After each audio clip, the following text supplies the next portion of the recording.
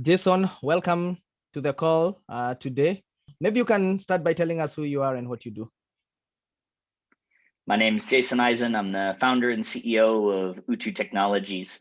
We are a company on a mission to transform digital trust, to bridge the gap between how people trust in real life and how they're asked to trust online with what we call trust infrastructure as a service.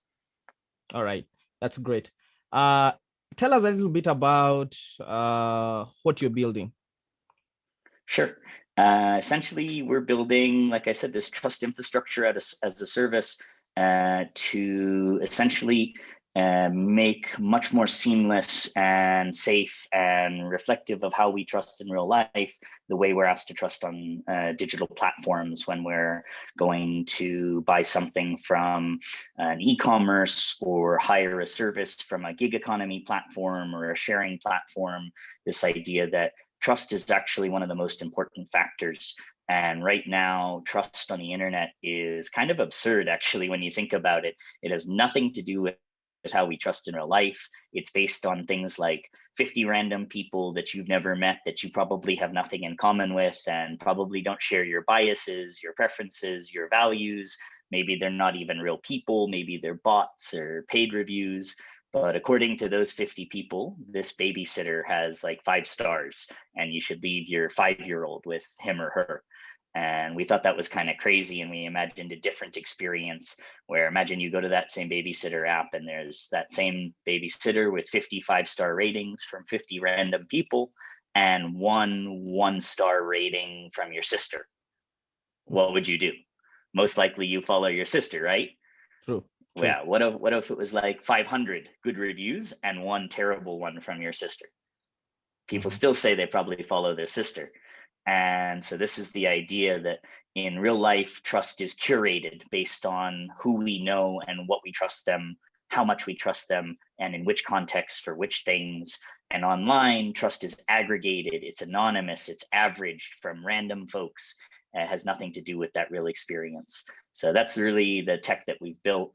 Part of it is an AI system to try to understand at the individual level who trusts who for what and in which context. And part of it is a blockchain system that essentially allows us to ensure that data is owned by the end users and only by the end users and under their control. Their privacy is in their control, and that we're actually able to change the economics of trust to tokenize trust and create a virtuous building trust has a positive and economically. All right. So Jason, I know that Trustpilot recently removed fake reviews, about 2.2 million. Would you say that's one of the problems, for example, that you're trying to solve? Yeah, that's among them. So one of the big challenges with a platform like this or any sort of other open platform for trust, whether it's Trustpilot or Google reviews or Yelp or TripAdvisor, any of these things, I can go and create an account. Means I can go and create 100 accounts. And I can essentially, by virtue of those things being consumer-facing platforms, manipulate the trust or reputation of anything I want up or down. So these 2.2 million reviews from Trustpilot are just one example. Everybody probably remembers like this restaurant that got to the #1 spot on Yelp in London. And in fact, it didn't exist, just manipulated, abused things. And yeah, it's great to have an algorithm that can try to detect fake reviews. Better is to systematically disallow them by making this product an infrastructure instead of a consumer product.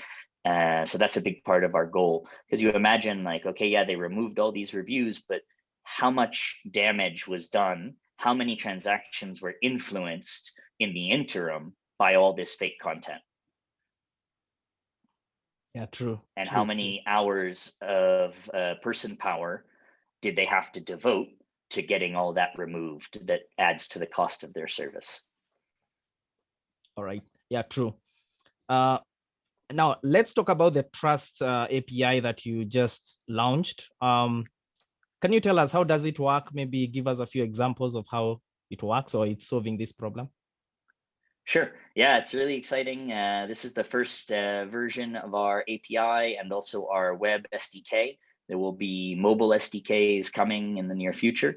But essentially, any marketplace, any platform, any sharing economy site, any e-commerce can essentially connect to our API directly or connect to our web SDK and be able to get essentially all the core features of our trust infrastructure directly inside their app or platform. So that's the feedback mechanism, which has components for star ratings and badges, but also for video reviews, updating the way in which we actually give feedback to reflect the fact that we're using a cell phone now to do a lot of these transactions, not at a keyboard.